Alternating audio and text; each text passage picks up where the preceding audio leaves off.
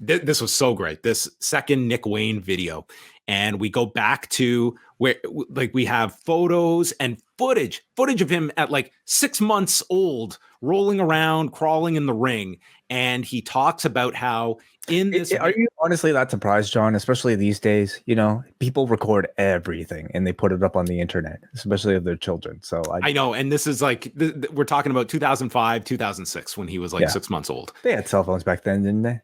They had plenty at this time. I mean, maybe this was on an iPod video. Did those have cameras? I mean, you could put footage on them. Sure. Yeah, maybe. Anyway, so he talks about how his mother brought him into this very room and informed him of his father dying, and he burst into tears. He felt lost. They showed this shot of this like note written by his father that read, "You're the best son I could ever ask for."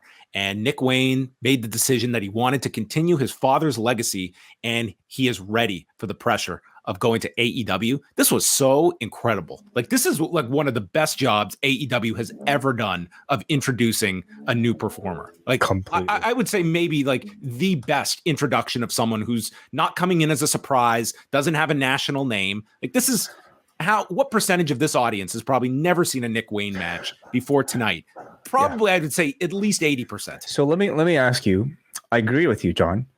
What's number 2? Okay. When has AEW put any sort of effort into this sort of pre-production for announcing a guy completely cold for national TV? Vikingo. I don't know. It's hard for me. Like, I'm sure they have somebody, Brian in the chat's going to say like, oh, this guy. Yeah, and I'm sure that they have been, but it's incredibly rare for AEW to utilize this sort of like pre-production element to introduce somebody to a new audience. And I was really pleased to see this week, as well as what we saw last week, because it shows you that when they want to, they can. They can completely tell you who a person is, what they sound like, what they look like, what they're fighting for. In the span of like, how much time did we get here? Like 10 minutes through the Darby video and this Nick Wayne video, and already I was so invested. I'd say half that way. Like, these videos were like 2 minutes each, like last week and this week. Like, yeah, it was pretty much under 5 minutes of videos. And I guarantee you watch these 2 videos, you're intrigued to see this performer. I just hope this is the exact template that they follow for any serious prospect that they have to introduce in the future, like and it tells you who they're actually serious about, because, there are a ton of guys on this roster that could have used this treatment that never had it.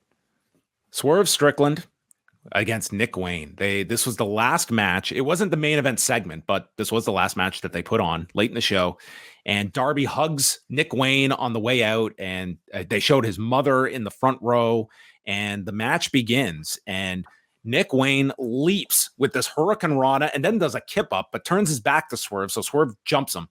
On the edge, Wayne hits a Rana, sending Swerve to the floor, and we go to picture-in-picture where Wayne is hit with a neck breaker off the apron.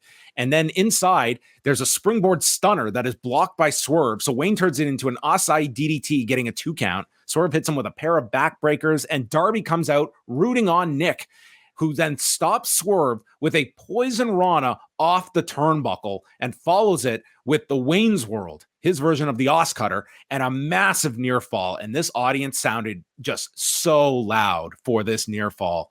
Wayne tries for a super Frankensteiner, and it's countered. He gets powerbombed to the canvas, is hit with a Swerve kick for a 2 count, and then Swerve snaps the shoulder. And man, Wayne's selling here. He screamed like his arm was ripped off, and he is hit with the JML driver in 10 minutes and 21 seconds. Darby runs in, checking on Nick Wayne as Swerve leaves with Prince Nana and has words for Nick Wayne's mom. I thought that they did such a great job with Nick Wayne. I don't think the loss hurt him at all. I actually think, I feel that almost you give him the win. It's almost as though like where you go next with him. Like, this is, he turns into Action Andretti. I mean, eventually the guy's going to lose. He's 18, everybody. He has plenty of time to get those big wins. He's not supposed to be Brock Lesnar.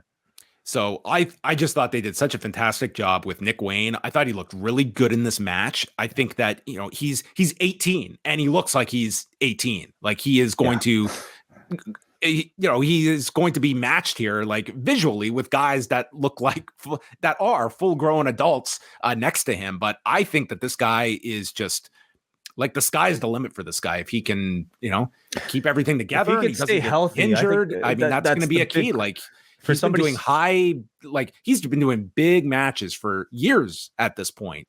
And there's going to be a huge expectation, especially in an AEW setting, to stand out. And like you look like at an Action Andretti, like that guy's great, but it's not enough that has separated him from the pack. So it's a very competitive roster to have that standout. But he was given every tool in the world to get over these 2 weeks. Yeah, I'm really curious to know like what sort of his course is going to be like in these early years. I mean, I thought you meant school wise, because well, this is essentially school. Like he's going to be in school like for professional wrestling like a full time. And I mean, I think the big challenges he's going to have to face are not just, being able to like rival a lot of people on this roster at an advanced wrestling level, which we already know he has. Obviously, it's the promo as well. The video package was great, but it didn't really give you much of a sense of what this guy's pro wrestling promo sounds like. But it's also like being able to like manage life on the road, dealing with maturity, and just dealing with growing up while like you're in a public spotlight. I mean, these are all sort of like maybe questions that we can't necessarily answer just watching on TV, but I hope he passes those. This was a great debut, all things considered, with like the video package and the match itself. He did enough to make an impression, had a lot of crowd support behind him chanting his name, and they achieved this is awesome chant. And it was also a chance for us to see his composer on a national stage on live TV, and the guy did really well. And of course, having a veteran that he's wrestled before in Swerve there's no better person you could probably ask for other than Darby himself, and that's a future match that I'm sure we'll all anticipate in the future. Swerve was great here. Wayne sold that arm break fantastically, so I'm really excited to see how he develops. Imagine how this guy's going to be at 26. Oh, it's again, if everything stays on track for him, I mean, it's a huge limit, but listen, it's a ton of pressure on him to go from, someone that was making a name for himself on the independents to now you're on national television. And like, let's be honest, like in this age where, I mean, people are vicious online. I mean, that's going to be an aspect that he is going to have to deal with as well. Like there is going to be a lot of, I can guarantee you that there will be the usual suspects that have their criticism of a guy that is 18 years old and guys are selling for him and all of this stuff, all the criticism that you can imagine that comes with such a larger platform that you're going to have. And it's very different being an 18-year-old versus a 32-year-old dealing with that.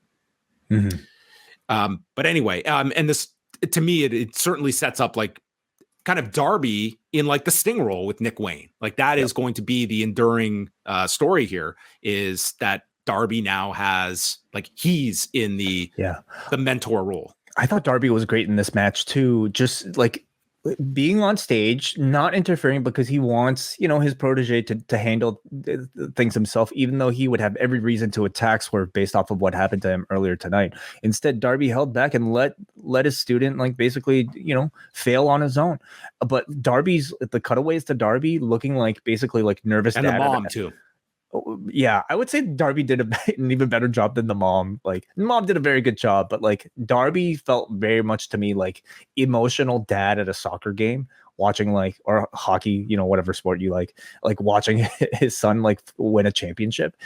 Like Darby's been great. Watch like throughout this entire thing.